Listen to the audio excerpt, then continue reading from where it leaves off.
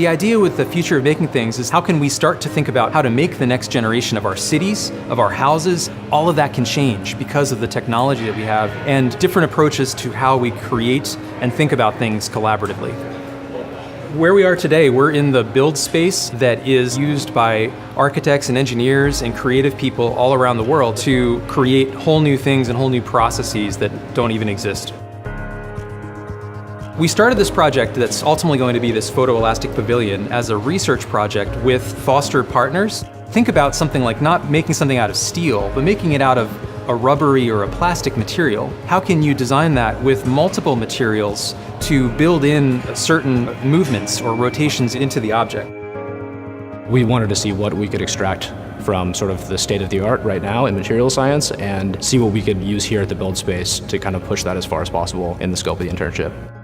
For Mira and I, it was a really broad spectrum for probably the first month of the internship, but the one that we extracted for the sake of this project were photoelastic materials.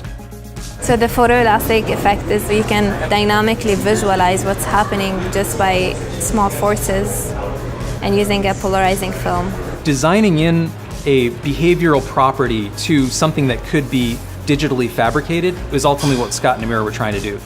We found that we could sort of hack the traditional implementation of these materials and use them in a much larger format than we'd ever seen them before, and use them more as kind of like a skin or a window-like surface that people could interact with and have kind of a playful relationship with.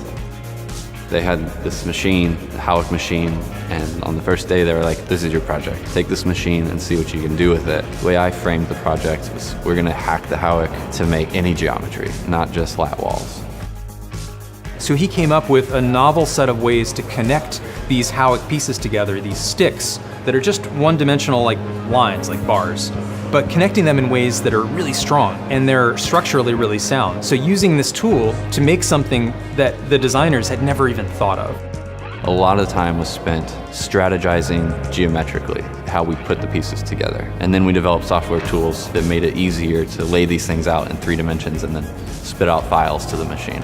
Dynamo has this really cool feature called zero-touch development, which is basically like you're doing very real software development for Dynamo, but it's easy.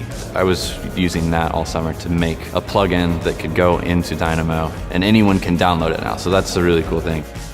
The biggest opportunity that we have using tools from Autodesk is just collaboration and interdisciplinarity and sort of removing the barriers that traditionally made it difficult for people with different backgrounds to kind of share their knowledge onto a single project. The things that we worked on this summer, all were using kind of totally different areas of research that Autodesk is working on, but then pulling it all together with platforms like Fusion and Dynamo and Revit. What it allows is sort of pulling data and pulling information from disparate sources and manifesting it into something like the Howick structure. I think these two skill sets, like design and software development, go together really well, especially when you have access to facilities like this. With projects like these, we can actually help collaborate with the larger design and engineering community and start to take on some of the larger challenges that we have in the industry today.